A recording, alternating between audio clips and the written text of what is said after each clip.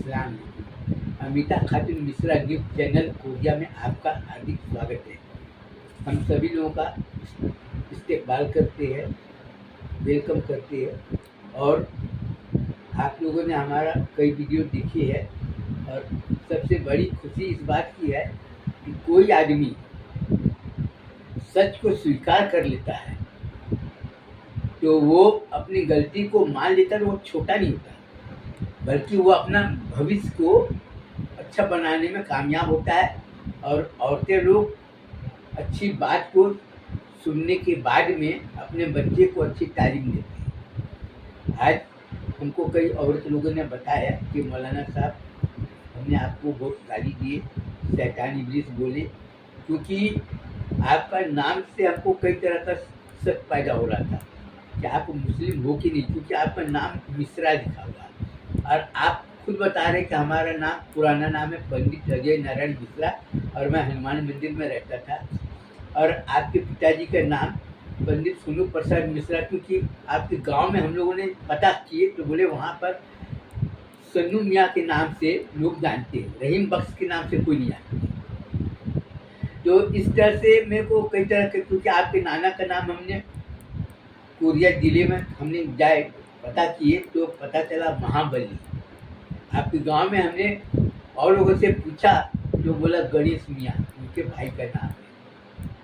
वहाँ पर और लोगों ने बताया उसके मामा का नाम है महादेव मियाँ। ये सब सोचने के हमारे दिल में तरह तरह के बहुत सवाल आ रहे थे और हमारे दिल में गंदे ख्याल भी आ रहे थे कि आप मुस्लिम बनकर कई लोगों को धोखा तो नहीं दे रहे, आप मदरसा के नाम पर कई लोगों को इधर उधर की बरगला तो नहीं रहे, क्योंकि आपके मदरसे में दूसरे समाज की लड़कियां पढ़ती है और आपने जो विधान बनाया है तो सब हिंदी से बना है। और आपने ये खुद बोल दिया कि भाई मैं उर्दू अरबी जानता नहीं और इस्लाम के बारे में हमको ज़्यादा जानकारी नहीं, मैं जो लोगों से मौलाना लोगों से आलिम लोगों से सुनता हूँ उसके बाद वो काम मैं करता हूँ।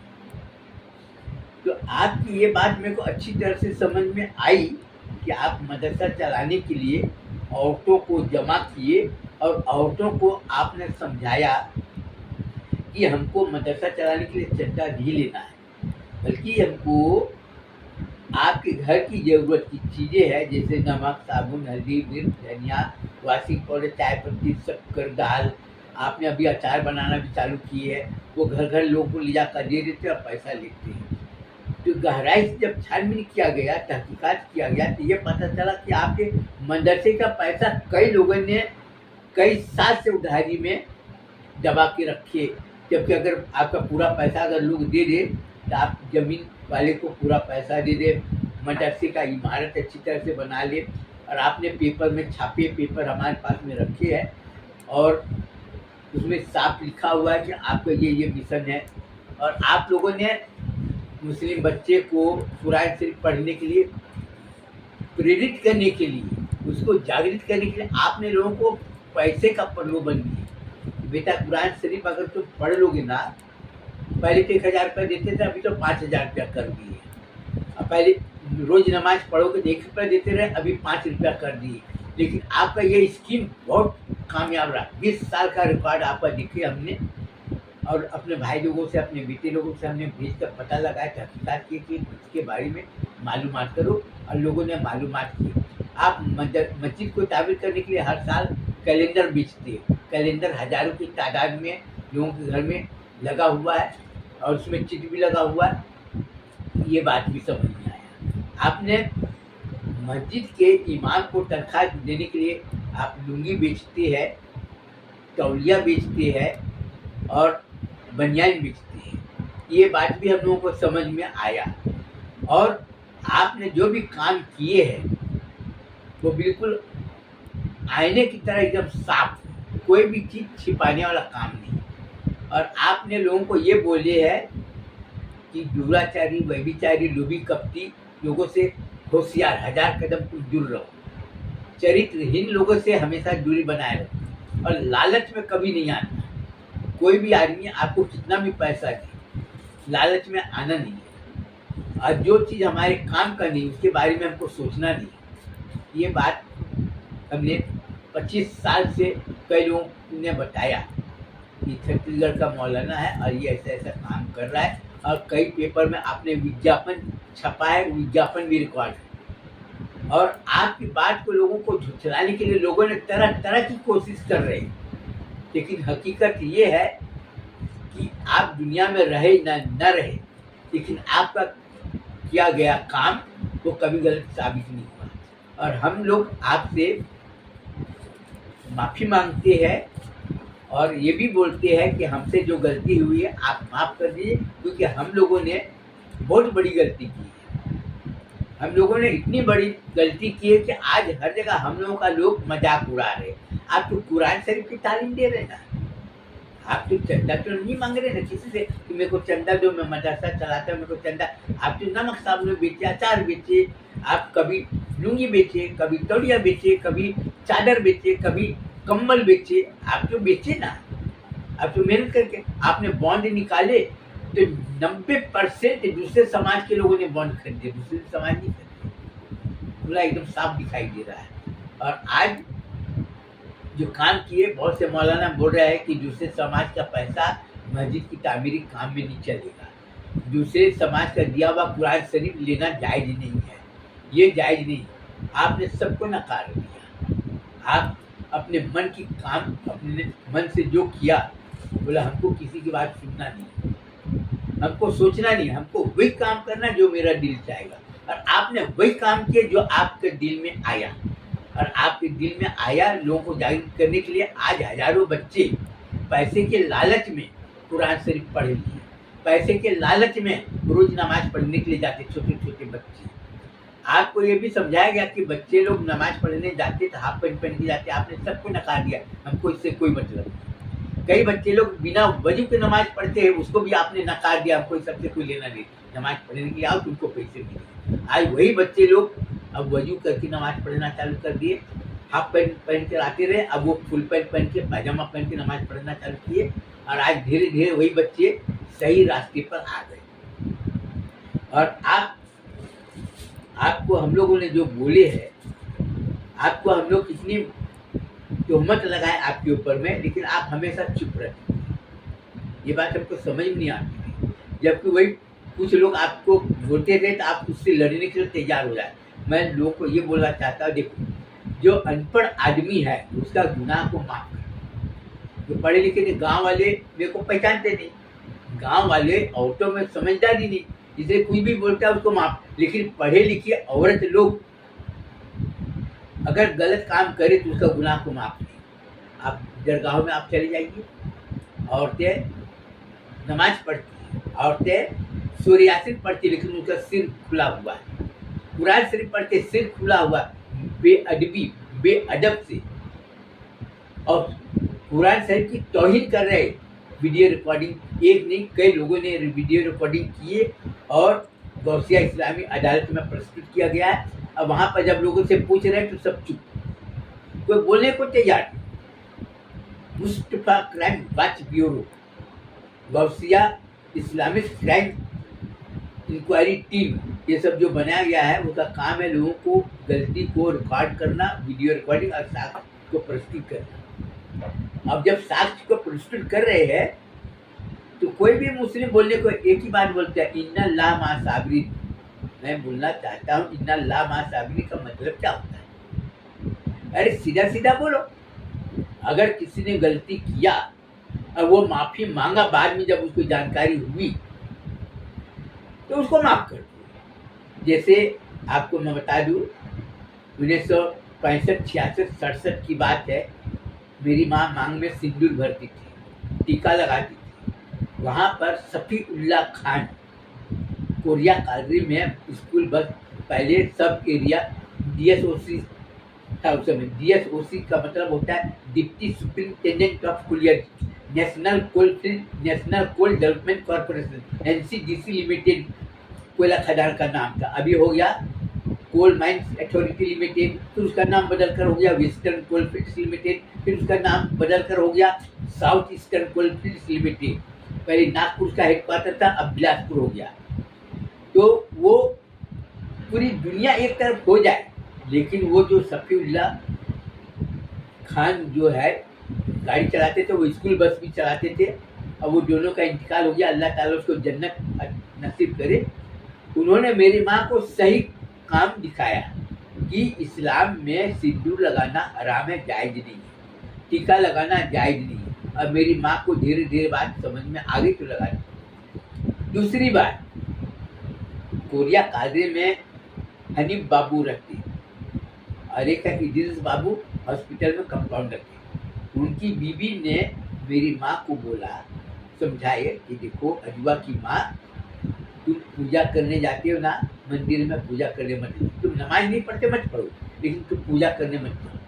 मेरी माँ मंदिर में पूजा करने जाती थी, महाशिवरात्रि में शिव बाबा पहाड़ में पूजा करने के लिए जाती थी, छठ मनाती थी, लेकिन वो लोगों ने मेरी माँ को समझाया ये फिर धीरे धीरे मेरी माँ वो सब छोड़ दी कि हम मुस्लिम बन गए, अब ये सब खाना।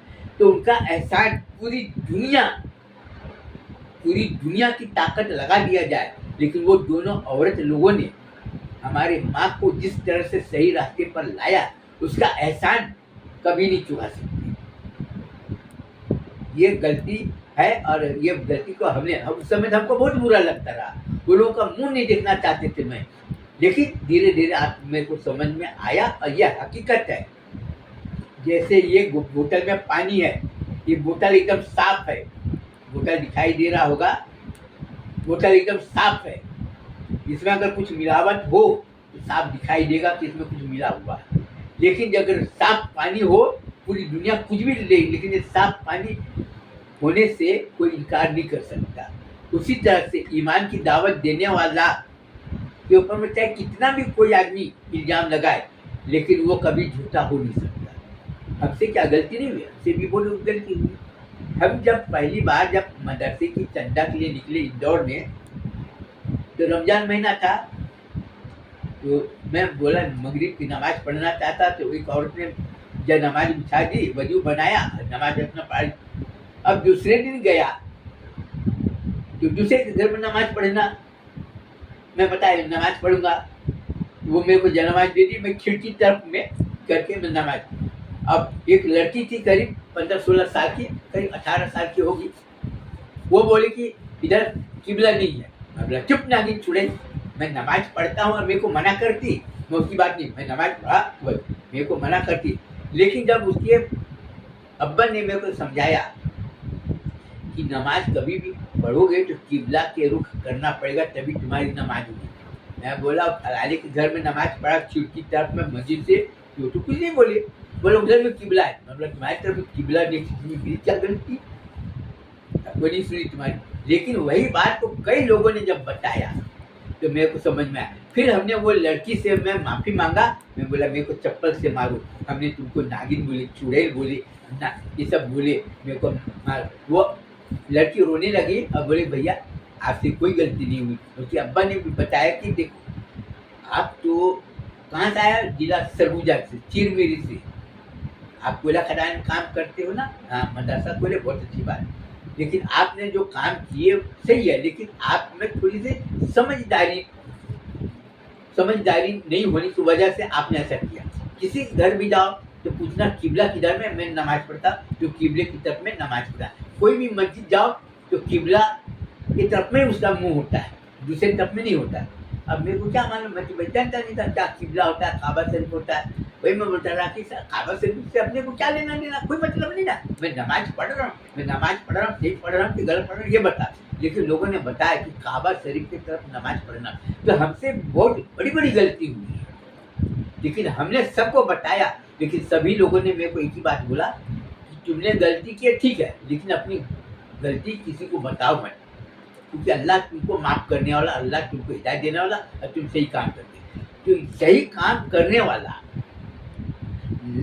अगर एक अनाड़ी आदमी लाख गलती करता है तो उसको कोई भी आदमी माफ़ कर देगा, लेकिन जानबूझकर कोई अगर गलती करता है तो उसको कोई आदमी माफ़ नहीं करेगा। अब रही बात शादी में, लोग मेरे को जाने नहीं देते हैं, क्यों नहीं जाने देते, उसकी वजह तो हमने कई लोगों को बताया भी। भाई हुजूर का फरमान है कि औरतों का सिर खुला नहीं रहना चाहिए, सिर का बाल खुला नहीं रहना चाहिए, और सिर चोटी होना चाहिए ऐसे खुला। सज धज के नहीं जाना चाहिए, ये सब हराम है। और अपना जिस्म की नुमाइश करना हराम है। लेकिन वहाँ पर तो सब लोग तो ऐसे सज धज के जाते हैं कि अब मैं क्या करूँ। मेरे को लोगों ने ज़्यादा बोलने के लिए भी मना किया, इसलिए मैं ज़्यादा कुछ बोलूँगा। सिर्फ ये बोलूँगा कि आपको ये सोचना है कि वो लोग जो रहन सहन है, व्यवहार है, लेन देन है, वो इस्लामी विधान के अनुरूप है या इस्लामी विधान के विपरीत है। मौलाना लोग क्या बोलते हैं, वहाबी लोगों से हमेशा दूर रहना। भैया वहाबी होता क्या, मैं तो ये नहीं जानता। बोला जमात वाले क्या करते, नमाज पढ़ते, उन्होंने नमाज पढ़ना सिखाया, कुरान से पढ़ना सिखाया और लोगों से कैसा बात ये सब सिखाया। तो ईमान से खाली होते, बोले वो लोग नबी को नहीं मानते हैं। तो नबी को नहीं मानते हैं तो ये बात तो बता, ठीक है, तो नबी तो नहीं मानती है, तुम्हारा कहना अच्छी बात है। तुमको ये बताओ कि जिन लोगों ने कई लोगों का उधारी पैसा लिया नहीं दिया, तो नबी का फरमान का उल्लंघन हुआ कि नहीं हुआ, सीधा बोलने को तैयार ही नहीं। तो ये सब सुनने के बाद में बहुत से औरत लोग रो रहे थे मेरे को, और मेरे को बोल रहे थे कि मौलाना साहब हमारे बच्चे को बददुआ मत देना। मैं बोला हम किसी को बच्चे को बददुआ नहीं देंगे और हमको तुम्हारी किसी की बुराई भी नहीं करना, हमको ये सब नहीं करना। हमको अपना मदरसा चलाना है, अपना बॉन्ड बेचना है, अपना सही तरह से काम ऐसा करो कि हर काम बिल्कुल साफ सुथरा दिखाई दे। इसके साथ ही मैं तो बोलना और कुछ चाहता हूँ कि टाइम ज़्यादा है। लोगों ने बोले कि तुम काम करते अच्छी बात है, वीडियो लंबा लंबा बनाओगे तो हम लोग ज़्यादा देख नहीं पाते, इसलिए छोटा छोटा डालना और रोज़ बनाया करना, और तुम सही काम करना।